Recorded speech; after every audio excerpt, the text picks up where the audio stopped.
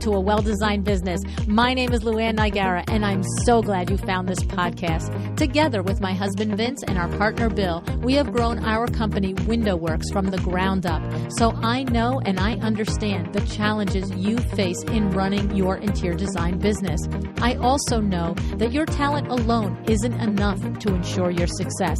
So on this podcast, we talk about strategies and practical steps to help you grow your business. But make no mistake about it, we have our share of fun here too, mixed in with those aha moments that I love so much. This isn't fluff. Nobody has time for that.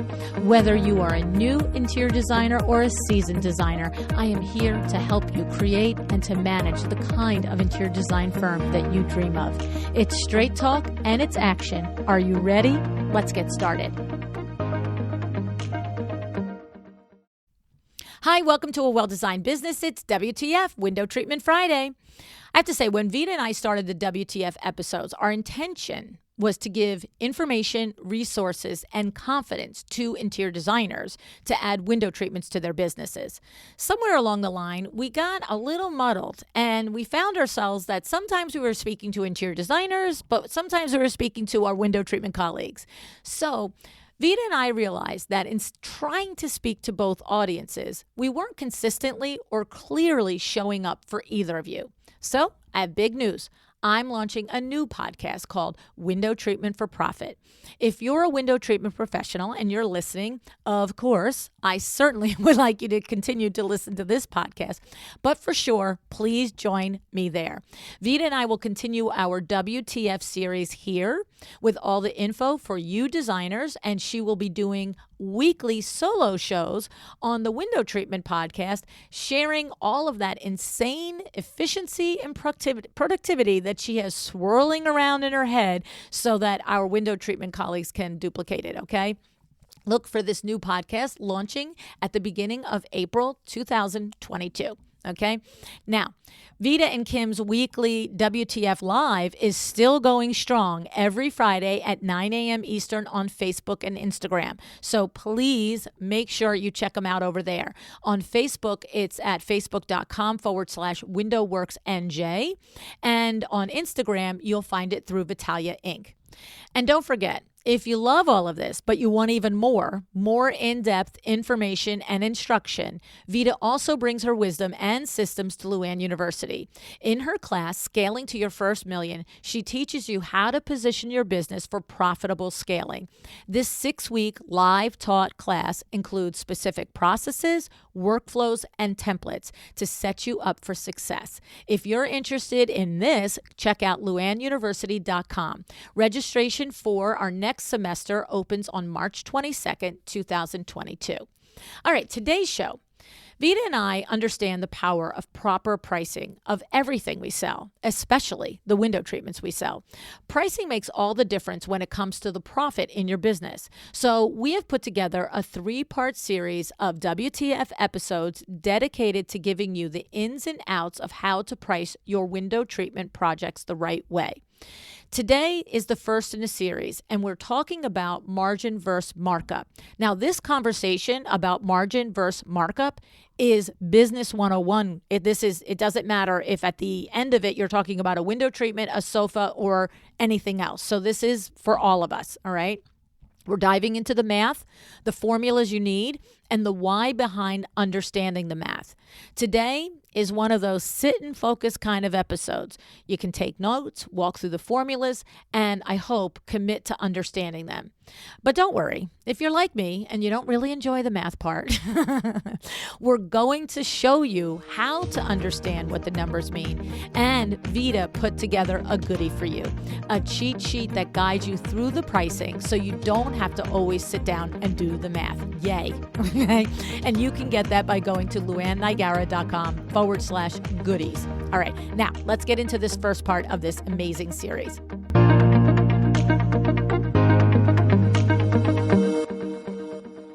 Hi, Vita. Thanks so much for joining me on Window Treatment Friday again. Hey, LuAnn, it's been a little while and I've missed you. I've missed this series. I know. It's so true. We are long overdue, but I love that we are coming back strong with a conversation about pricing window treatments. And this is, specifically for our designer colleagues, right? So we're going to talk about today, all different things, margin versus markup, why they should care, all the good things. So I would love, Vita. Hopefully I can make it understandable enough and maybe a little bit exciting. I know there's going to be some math involved. And I know how much you love math. Right. But so really I don't love math, but I love make making money, Vita. So we are good on that account. Good. Right? And that's what we're going to do That's what today. this is all about. Yep. Exactly. So first of all, start us off, margin versus markup. Why should we care? Yeah. So that's a very loaded question, LuAnn, right? Let me give you a loaded answer. It depends. Our favorite answer. But really, ultimately, why should we care about our numbers? Well, if we run our own businesses, when we are in charge of our own businesses and our own financial freedom, I think at the very least, we should know what those numbers are, right? Just to kind of know what they are, what the formulas are, how do we arrive at those numbers. And really what we should all know, much more than the formulas and how we arrive at the numbers, is what those numbers mean. And why should we care, LuAnn? The bottom line of this, we care about these numbers because they are the drivers, and essentially they show us how financially free we are, how financially independent we are, how financially sustainable we are in terms of our business, and ultimately our businesses then translate to our personal life. So that's what we should care, because it drives the quality of our lives, at least on the financial level. Well, that sure is a very profound and deep answer. It's not a loaded. You started off with a very loaded question. Here I'm thinking you're going to say, well, because, like 62% of this does not equal 48% of that. So, okay, no, I agree 100%, right? We're here to run a business. And if we're going to run a business, we have to understand the bottom line, and we have to understand. And this is so true. I have met many, many business owners throughout the years. And I remember when I wrote my first book, Vita, about the foundational, principles, that I really believe that when you cover these foundational principles, then you are going to set yourself up for a profitable business. And when I wrote it, I also had in mind the dozens of entrepreneurs that I had met over my career who had businesses that were 5, 10, 15, 25-year old businesses, but really had not reached that level of consciously creating profit that results in the life that they wanted, just as you just described. Because if if you really make mistakes, your business is going to completely fail. But if you just do it halfway good, you can stay in business for 40, 50 years. You can, right? But it's this difference of really understanding. Is it sustainable? That's it. Mm-hmm. It's like I call it money laundering. You're just taking the money in and putting it out somewhere else. Like you're not keeping enough of it at home for you, right? I really like how you just used the word foundational. Yes, we'll be talking about some foundational principles here, but here's the thing.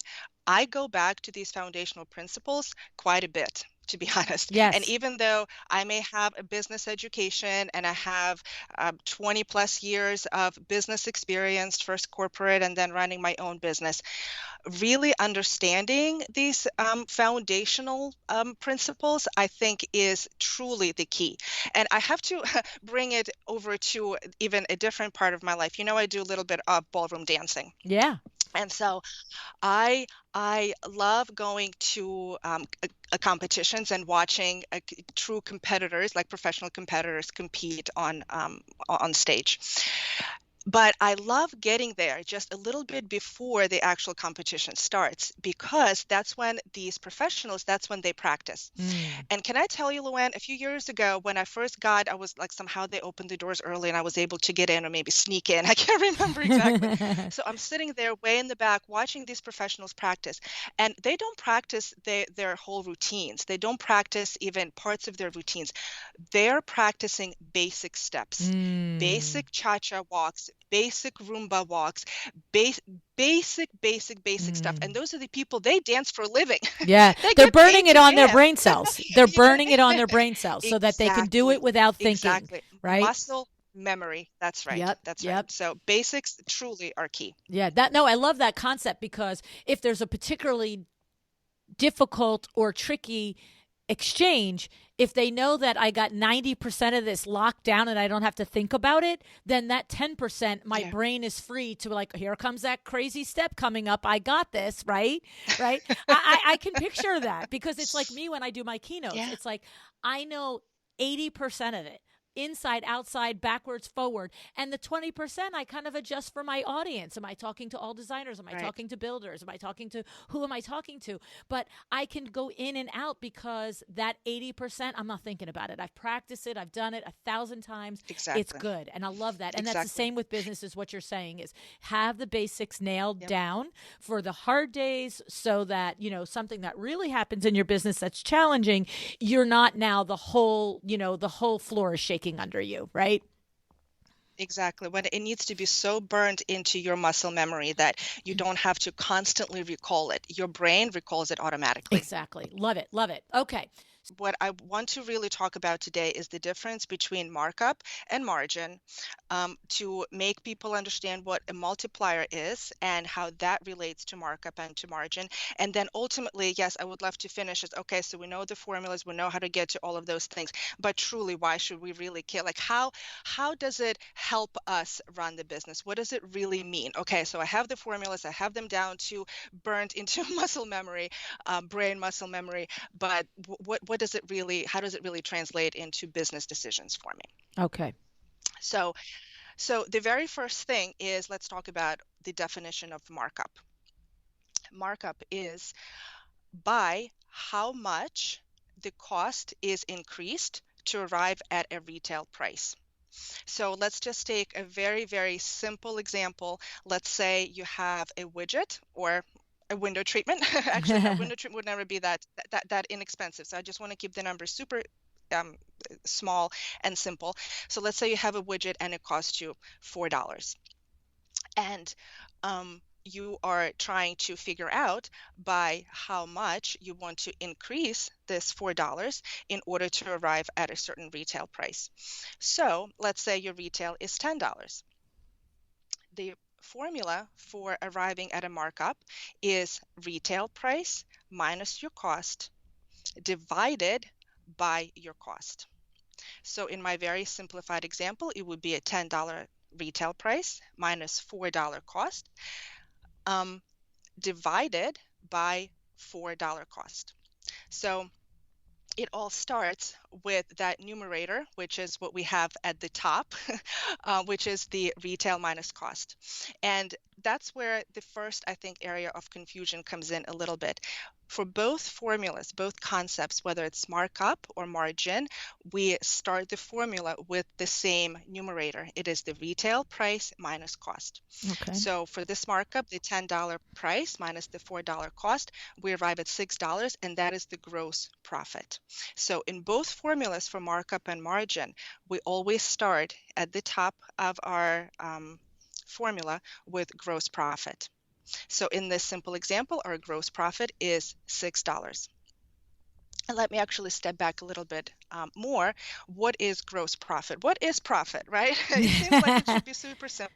And it is, right? So profit is what we sell something at minus what that thing cost us. And that is ultimately what our profit is.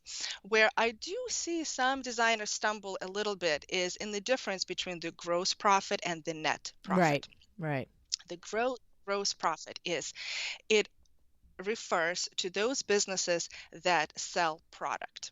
So if you're an interior designer whose business is solely based on consultations and charging for your time, and you don't sell any product whatsoever, then this does not apply to you. Right. Gross profit really applies to those designers, which is really most of them, I believe, to those designers who also sell product. Mm-hmm. Also applies to window treatment people, right? Because we also sell product. Right. So when you sell product, you have the sale price of, let's say, $10, and then you have the cost, and that is your, let's say, $4 in my previous example. And that $6 differential, that is your gross profit. that is retail minus cost, you arrive at your gross profit. The net profit is different. The net profit is when you take all the additional expenses that come into play when you run your business. And then you take your gross profit minus those expenses, and that's how you arrive at your net profit.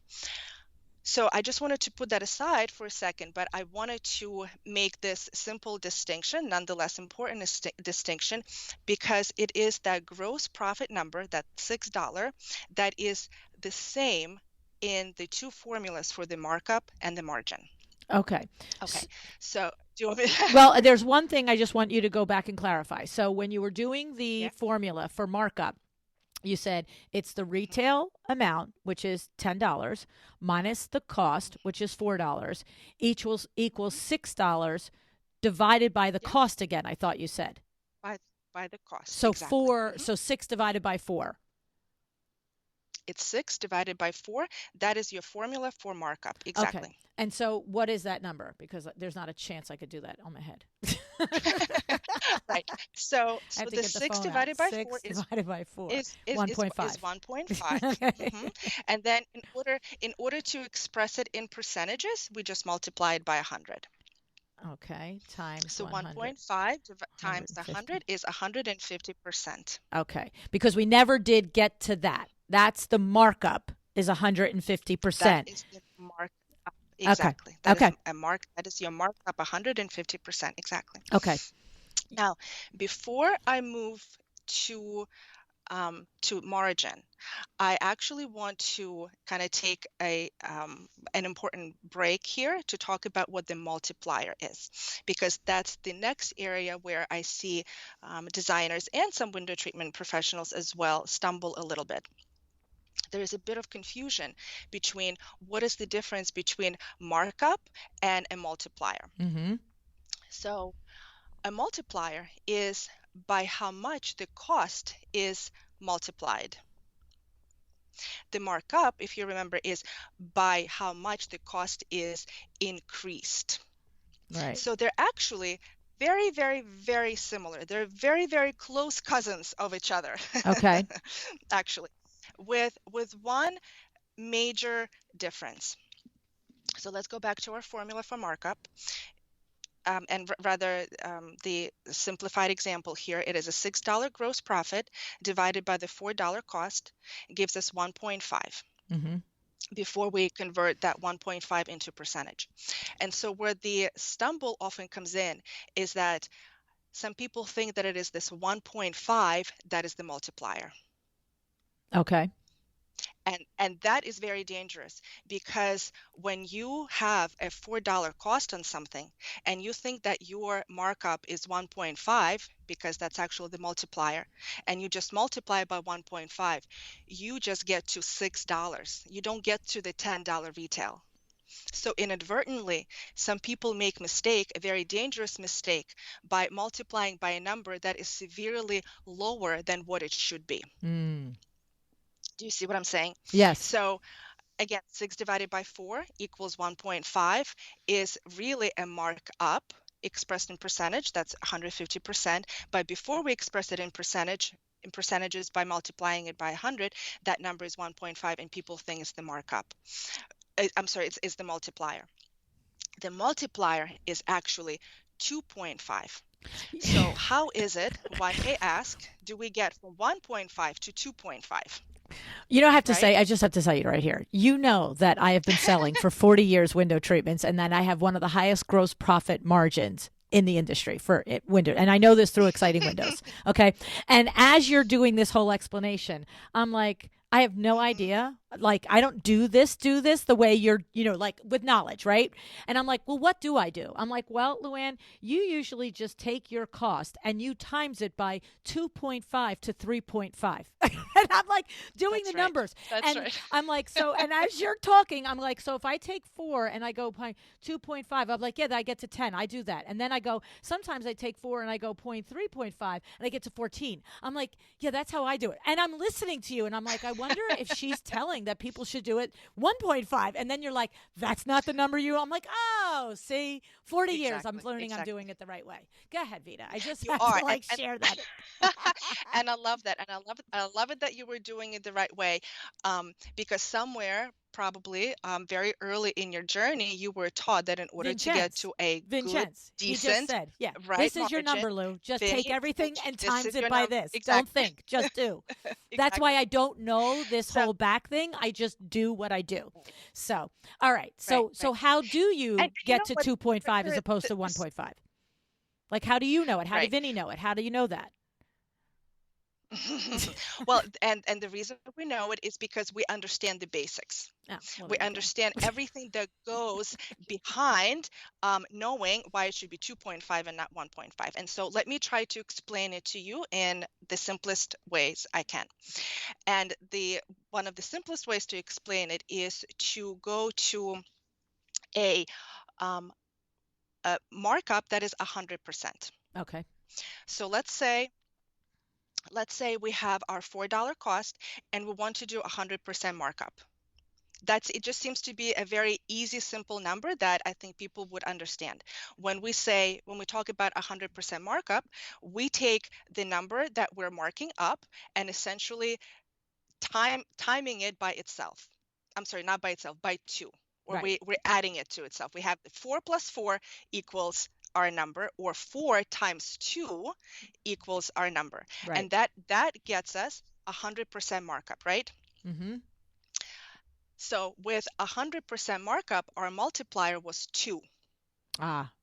Agreed? Okay. Yep. Aha. Now we get So, to we want a little more. We're going to make let's some go money back. here, folks. So we got to go So 2.5 or 3.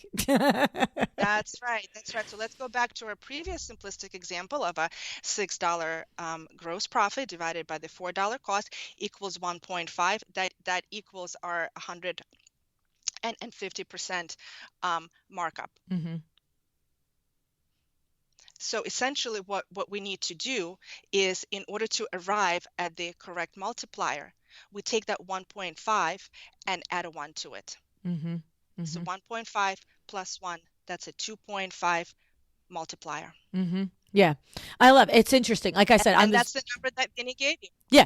No, and look, I know this stuff, right? But explaining it like a mathematician, not a chance. But it did start with like just trusting. And that's sort of what we're talking about here. It's like there are people that are math whizzes and numbers geeks that will totally be, oh, now I'm understanding all of the background on this and how to come out with numbers that will earn me a profitable margin so that I can run a profitable business. But then there's a lot of people like me that are just like, oh, if you tell me the multiplier to run a healthy business is 2.5, that's what I'm going to go for. And if you're going to tell me anytime I can get 3 or 3.5 just makes it that much easier to be healthy and profitable, that's what I'm going to go for. So I love for all the people that like to understand that you explained it, and then for all the others that just didn't know where to start, because that is the thing. It's to run a profitable business, you cannot run it on a markup of 1.5.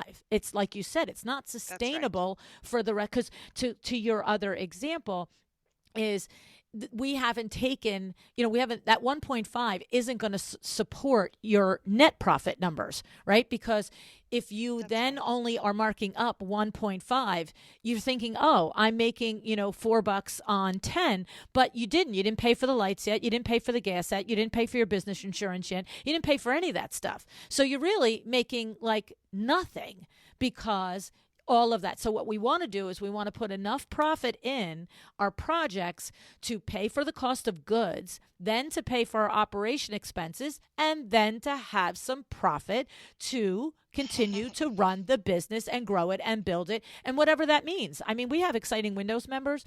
One in particular, Susan, she is like our poster child because we talk about all the time growing your business, making it better, like put more people on and not everybody wants to do that.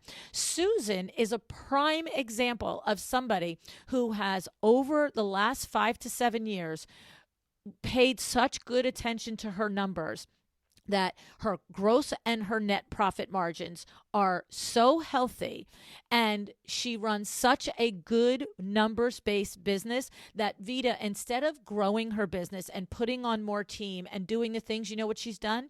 She's now been able to run her business on a 36-week work week and earns herself the That's same awesome. money that she earned 5, 6 years ago on a 52-hour work week, running 50 to 60 hours a week, because she now earns more profit and she doesn't want to get bigger. She wants more time in her life. And can you imagine, like, so this is the power of this. When you price properly everything you do, you decide to do with that extra money, your earned profit. You decide to contract your work week, your work year, or you decide to add team members and grow the business bigger. It's your call, right?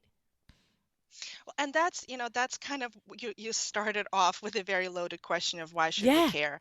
It's because ultimately, and I said ultimately, it translates to your quality of life. Yeah. So you just gave us an example of Susan who understanding these numbers and really honing on these numbers and really working them, was able to increase her own quality of life. Yeah, yeah. It's what she envisions it to be. Somebody else standing next to her would be like, oh, with this healthy margins and this healthy net and gross profit, I can hire 3 people this year. And somebody else might hire 3 people and still work 36 weeks, right?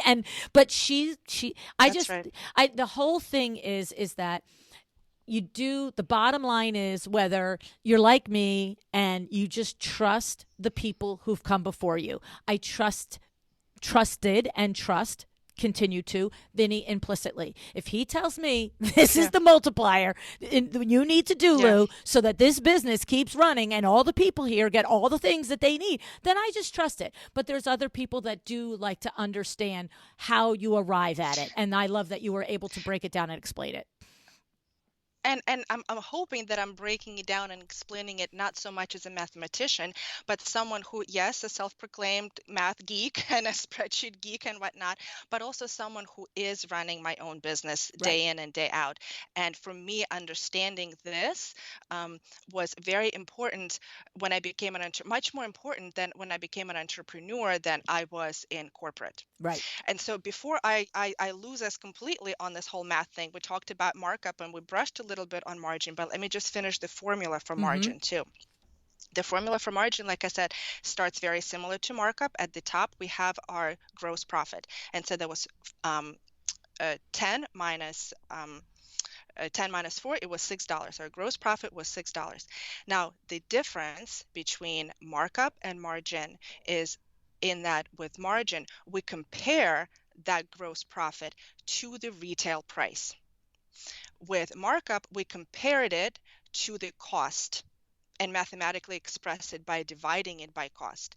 In margin, we compare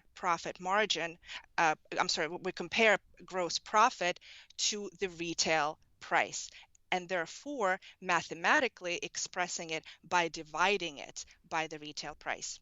So in our simplistic example here, it is 10 minus 4 equals 6. That's our gross profit at the top. We divide it by 10. So 6 divide not by 4 as we did in markup, but here we're dividing it by 10. We arrive at 0.6. Now 0.6 doesn't really mean anything until you convert it to percentages. To do that, we multiply by 100 and we arrive at 60%. Right. And so really it is this number. This is our gross profit margin number. And I started earlier by giving us the definition of profit and then giving us the definition of gross profit versus net profit. We're not talking net here. We're still at the gross profit. So it is the 60% gross profit that is one of the most meaningful numbers of all. Mm-hmm. And that is, again, to go back to why should designers care? Because it is the 60% that will run the business, that Right. will sustain us, and ultimately that will build wealth. Right. What the 60% means, LuAnn, is that $6 of every $10 goes towards your expenses. It's 60% of your entire business goes towards your expenses. Now, those expenses, what are they? Those expenses must cover payroll, including yourself, of course. Those expenses are fixed expenses, like I think you call it the cost to be open number. Yep. Yep. Operations, right? Yep, yep. Operations. They're also your variable expenses like travel and marketing, education, coaching. And then ultimately, it is after all of those expenses are paid, payroll, fixed, and variable, that is ultimately when we arrive at the net profit. Right.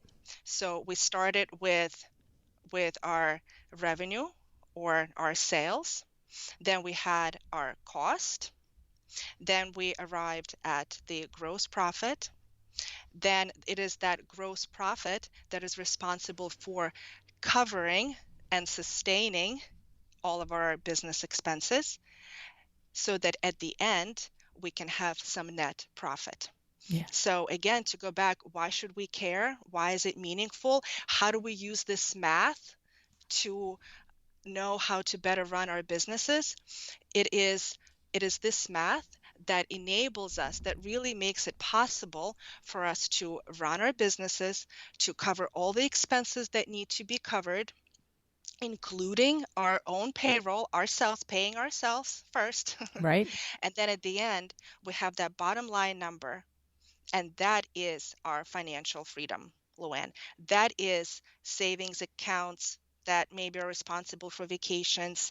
That is our Black Day type of fund, right? Is that Mm-hmm. what it's called? Kind of like when you have a fire. That was almost a year ago. Yeah, Yeah, yeah. my It gosh. is. It is those coffers that you put away for that Black Day. Don't wish it on anyone, but it sure does happen. Mm-hmm. It is the number that helps build your kids' education funds, your investments, your play money. Mm-hmm. It is the number ultimately that is the number that tells you how you have been able to build wealth. So we start with the cost, we mark it up by multiplying that cost by something 1.5, 2.5, the higher the better. We use that multiplier to mark up our cost in order to arrive at a certain gross margin. And it is that gross margin that needs to be enough. That gross margin number needs to be enough to cover your expenses, but ultimately enough to have that bottom line number that is giving you the financial freedom that you want and the quality of life, to your earlier point, the way you want to see that quality of life to be. And that's why this math is important. Mm-hmm. 100%. And, you know, it just brings me back to what I flippantly say money laundering, right? But it is that now that we've had this entire explanation, now you can see what I mean by that. If you can stay in business, I know many people who have been able to keep a business technically open, but when your margins are not at that 60% level and better, because that's what I always want. You know, Vinny and I always talk about 60 to 70% margin, right? But 60%. Then what happens is when in your example, you know, you're paying everything. You know, if you're at a 50% margin, if you're at a 45% margin, you're keeping the doors open. And maybe, you know, your insurance payment runs a little late because this month you had to pay for the car payment, but you're able to finagle and rob Peter to pay Paul. But what you never get to is that money that's left over, that where you say to build wealth, to put away for the college education, to take a vacation, to be able to plan, to have your expenses covered and only work 36 weeks instead of 52 weeks. Like that's the difference in the happy business, because if you function at 20, 30%, you're not going to, that's the people who fail. That's the people who literally the doors stay open. But when you function at that 40, 45, 50, it's stressful. And you're constantly saying to a vendor, oh, I know I'm at 40 days, give me another week. I have watched people keep their doors open for 25 years like that. But there's never anything left over that you get at the end of your career, whether it's 5 years and you have a business or 45 years, and say, look at what I built over here through my hard work. And to your point, it's education, it's travel, it's a home, it's time, it's whatever it is, because that's the difference between a profitable business, shooting for that 60% margin. And the thing about it is, Vita, is what we're also saying to people is this is the going rate for window treatments. Window treatments are not sold at 30% margin, not by the people who are professionals that respect the value of what it takes for us to create a right window treatment. And, the people that want to buy a window treatment at 20, 30, 40% markup, they can go to the box store and buy it. But a custom window treatment comes with a high price tag because it comes with a lot to go into it. And so if you're a designer selling window treatments, if you're a window treatment professional selling window treatments, respect yourself and what you're doing enough to put the right margin on it. Right, Vita? 100%. And so, of course, the question is, what is the right margin, right? And you just mentioned the 2.5 time multiplier, usually is what you had used, and it gets you to 60% margin. And I know the designers are like, well, is it the right thing for me? Should I be running my business at 60% margin? And I do have to say that I think the exact answer to that depends. Yes. Yeah. I mean, it's For it's for a our $500,000 project or a favorite. $500 project, right? Exactly that. And also, it really depends on whether you are running as an interior designer, whether you're running a 100% product-based business, 100% service-based business, or a mix of the two. Mm-hmm. And chances are, I'm just going to venture a guess and say that 90 to 95% of our designers listening are probably running a business that is a mix of the two, of product and service. And so in that case, it becomes more of a weighted margin because you may have certain margin on certain products, slightly higher on certain products, slightly lower on some other products because your product lines vary so vastly between window treatments and case goods and soft furnishings and accessories and lighting, everything else that you put into the room. To our earlier point, you always try to get as high a margin as possible. And if it's a 60%, if it's 65%, you always go for as high as you possibly can. And then, of course, if you have a service-based business, then there is no margin. Mm-hmm. Mm-hmm. Everything that you provided a service, you provided a consultation, and that payment goes kind of directly into your gross profit, if you Right. will. Right. Right. Not quite because you don't have that cost of goods, that cost of product, but that effectively becomes the number out of which you pay your expenses and all the expenses that I mentioned earlier. Right. So And let me I just think interrupt for you for a second window on this. treatment business. Yeah, hang on one second. Let me just interrupt you for a second on this because I think this is where it does get a little tricky. I can picture a designer going, well, wait a minute. If you give me a price and you're making 60, then I'm going to make 60 on it too. Like, right. So the thing about it is this is Right. where we talk about the autopsy of a project, right? So if you, to your point, if you have a $500,000 proposal for a $1 million home, you have multiple products in there that have different margins on them. And if you're doing Exactly. one maybe as a designer, you've done a big project for a person and they just call you back and want to do a window treatment. Okay. So you're right. You're not going to be able to walk in. I'm not going to be able to make my 60% margin and then you make 60% margin when the only thing you're selling them Exactly. is a window Yes. treatment. However, That's what I always say is when we do the autopsy of the project, where else? So, for instance, if you are a designer selling one pair of drapes to somebody, right? So, if you're going to put, I don't know, it's a $3,000 drape, you're going to put, $300 on it. You're not going to put $3,300 on it, right? Whatever the numbers. You know me, I'm not going to be able to do the numbers. But the idea is, no, I'm what following you. did you also charge for your time, because if you're going to properly do a window treatment for a client, even if it's just one pair of draperies, you are going to meet with the client about it, then you're going to meet with your window treatment person about it, then you're going to select the fabric, then you're going to prepare the quote, then you're going to hire the installer, then you're going to supervise the installer, or you're at least going to supervise the one-stop shop if it's a me or Vita. But so you might have 6 other hours connected to that one window treatment sale. So now you're adding your hours, if your hourly is 150, to the margin that you put on the window treatment, which wasn't my 60 plus your 60. But at the end of the day, when you do your autopsy of that project for you as an entirety, now we're at the healthy profit margins that you can run your business on, right? Right, right. And mathematically or financially, that is called a weighted average gross Right. margin. Yeah. So you said it. I just explained hmm it. I think it's important to have the terminology as well, so that No, when yeah. I find sometimes designers, window treatment folks, they have, when they meet or hear some of the financial terms, and that's something that I do in your class, LuAnn, too. We have a whole, when I teach the window treatment folks on how to scale to $1 million class, we have a whole module on finances. And I do spend 5 minutes or so just really trying to make sure that they understand the terminology, so that when they meet with someone who knows those Mm-hmm. terms and that terminology like the back of their hand, and they start spewing them out and Mm-hmm. throwing them out, so that my students and the folks that are listening to us now, I just don't want you to be confused. I don't Right. want you to be to feel like you're less than they are, because you don't understand those terms. No, So 100%. Yeah, I agree 100%. Absolutely.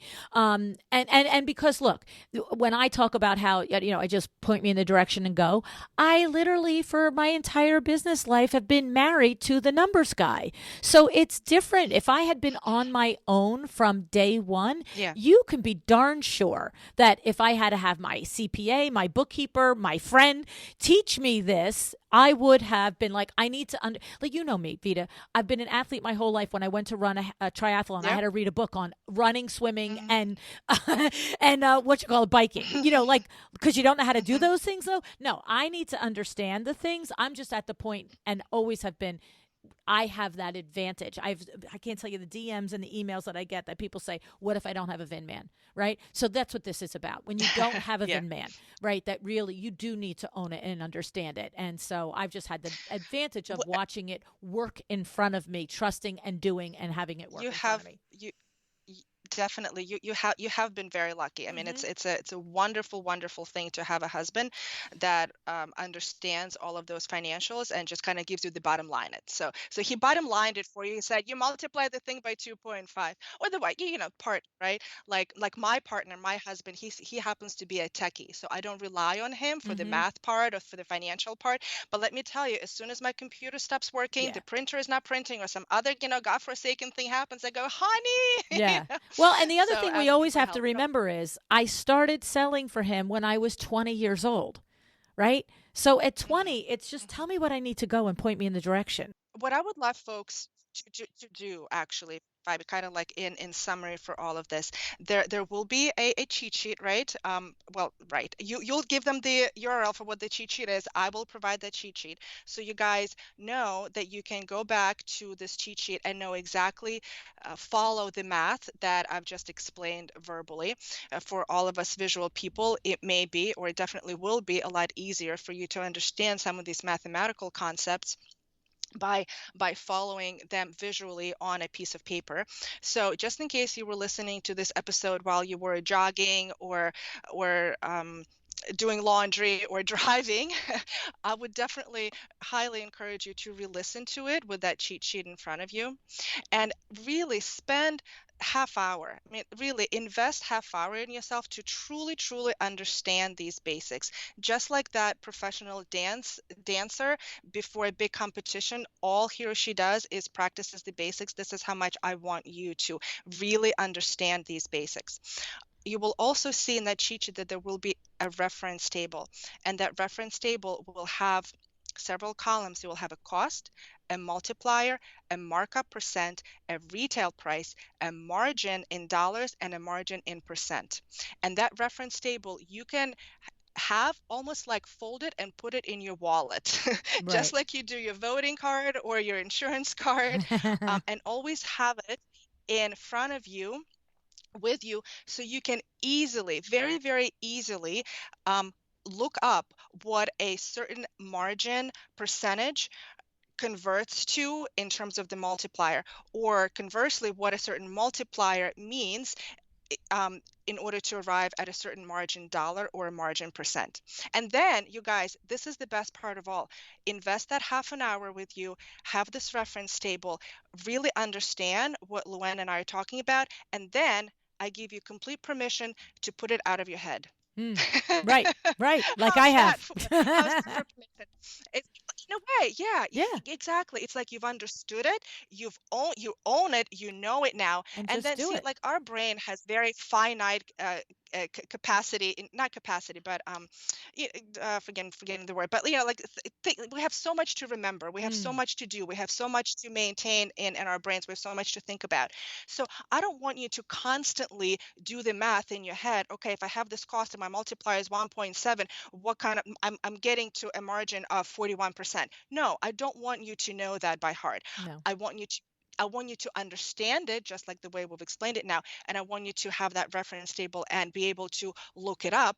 But I don't want you to kind of crowd your brain in a way with all that math Right. and all that remembering stuff. I just want you to, for half hour, invest in yourself, listen to it with the cheat sheet, understand it, print the reference table, then put it out of your head. Right, right. I 100% agree with that. Once you understand what everything is, then you set out and you put yourself in a direction to make it your practice to do your pricing in this way, and also to consider the weighted pricing and the whole picture of the project. And that's why we have to do the autopsy of a project, because we all strive for this, but understand something: mistakes eat away at this number, right? So as at Window Works, we're striving for this, and then if I measure it wrong, or Kim measures it wrong, or the vendor sends it wrong, and we have to do 3 trips, all of that has to be accounted for. And now something that was sold at a 65, 67, 68 gross profit margin now is coming down to 50, 52, 53. And you can have one of those every once in a while. You can have 1 out of 10, but you can't have 9 out of 10. And that's why the Right. autopsy of the project is important. And that's why the Monday morning meeting with the team is important, because we talk about the mistakes and how to avoid them, because we cannot just wake up at the end of the year and say, oh, we just functioned at 50% gross margin, and there's no money to pay the bills this month. Where did That's that right. happen? You got to Yeah. know going along where you're at, and consistently coming up with where you are, so we don't have to decide product by product every single time. Like you said, you get it down, but you do have to evaluate every project and make sure when you don't meet the margins that you should have, that you at least figure out why, so you can avoid it or overcome it the next time. So, Right. Vita, And along amazing. with those, along with those Mondays, also have the financial Fridays, right? Right, I right. mean, you can make your financial Tuesday or Thursday, Yep. whatever. It just rolls off the tongue a little better to have the financial Friday. The point is, have an hour, 2 hours, half a day, depending what your level of business is, what your level of understanding is. The point is, set aside the time where you look at all these numbers and understand what they mean in terms of your decision making. 100%. Like, so for example, in a managed business where you're not a solo. So Monday is individually. What do your projects look like? What are you doing? Where's the margins on it? And what affected that? So whether it was install or manufacturing or office people or the salespersons, Hmm. right? But Friday is that, the VIN man looking at everybody's numbers. And so if you're a solo, you could do it in one session. You look at all your things, but it's it's to your point, Vita, it's a two-part process. One part is the That's right. individual microscopic look at the projects, and then the Finance Fridays is the big look at the business. Where are we? Are we meeting our numbers across the board on a regular basis, not in the weeds on that project, so that you can make your decisions, to your point, to manage the business based on good information, not wishes and hopes. So Yep. I love Yep. it. I love it. Thank you 100%. so much, Vita. So good. Such good information. We'll definitely have the goodies, I hope it was luannagara.com. fun. Yeah. Oh, yeah. Yeah, I hope absolutely. there's somebody out there who wasn't like, oh no, not more math. No, no, I'm no, sure, no. Don't be I'm silly. hoping rather there's somebody out there who's like, this was great. No, I Vita, I love got to this tell you, math. some of the most listened to, best downloaded shows are the shows about the money. Everybody that listens to the well-designed business is here to make money, here to either make money so they can have more time, or make money so they can build a better team, or make money so they can just do what you said, invest in themselves and their family. Yeah. So, no. We got the cream of the crop here. So. Thank you. All righty. Well, thank you so much for breaking this down for us. I really appreciate it, Vita, and I'm looking forward to the next 2 episodes in this series. Thanks a lot. Thank you, LuAnn. Thanks for having me as always.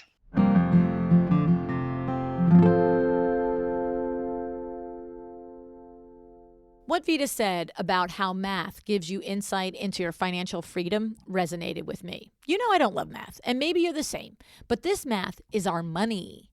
It's our profits. It's our business. And you have to know where the money is going and what it means. You can't do that without understanding how to price properly. This conversation on margins and markup reminds me of a terrific lesson that came up in my $3 million mastermind last year. We had 6 designers in this mastermind, and one week we were discussing markup. And every single one of these women, just as a side note, had an Excel spreadsheet with every vendor they work with and the markup for each of the products through those vendors, okay? And talking about the various markups they have, ultimately, they said, hey, what about if we email each other all of our sheets so that we can each take a detailed look at each other's markups until we meet again at the next session? And the next time we got together, one of the women reported that she noticed she was the only one of 6 that wasn't charging within a particular range of markup on tile.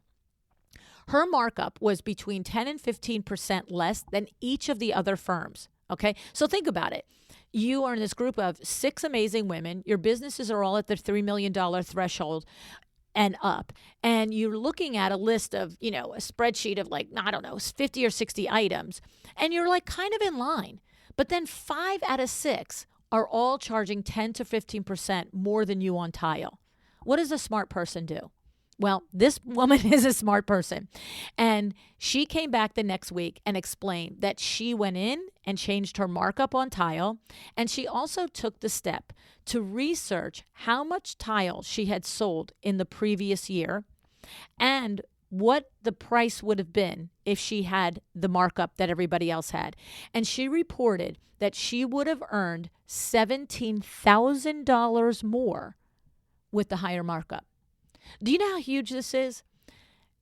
This is big because that $17,000 is literally unencumbered. It is straight profit. The labor to install those projects is exactly the same. The cost of goods on those projects, exactly the same.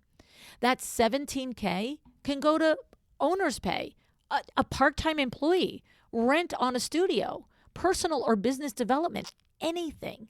This is the power of numbers and knowing them. This is also the power of collaborating with your peers in a safe environment, okay? I encourage you to go grab Vita's cheat sheet from luannagara.com/goodies and walk through it. Spend the time to really understand the pricing and where it needs to be for you to level up and earn that extra money. And then you'll have that cheat sheet on hand and you'll understand the numbers and what they mean. And once you have that knowledge, the knowledge of the why, you can have that I'm the go-to resource, right? You know it in your head. You don't have to do the math all the time. So I have to say, thank you, Vita. So terrific that you explained all of this to us in a way that we can understand it, right? And I have to say, if you love Vita as much as I do, Please join us at the IWCE this April.